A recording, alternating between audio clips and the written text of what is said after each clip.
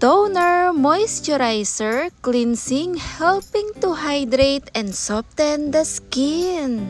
80 ml of distilled water and 2 tablespoons apple cider. Apple cider and distilled water can be used together in skin routine. At all natural, maganda gamitin pang toner, panglinis sa ating balat. Higit sa lahat, helping to balance skin pH and reduce the acne kasama ng coconut oil na siyang magbibigay moisturizer kasama ng distilled water na nagpro-provides ng clean base for the mixture. Tamang-tama itong ating ginawa. 1 teaspoon coconut oil. All natural na rin ito na nagbibigay moisturize at hydrate sa skin, maganda gamitin kahit pa pang araw-araw. Na nagbibigay linis sa balat, brightening at balance skin, kasama na rin ng radiant complexion. Maganda rin ito pang linis lalo sa pangingitim ng balat, higit sa lahat pwede rin ito sa may mga pimple. Tumutulong makahupa ang dala ng apple cider. Natural toner for hydration and smoothing skin, kaya napakaganda nito panglinis sa ating mga kutis.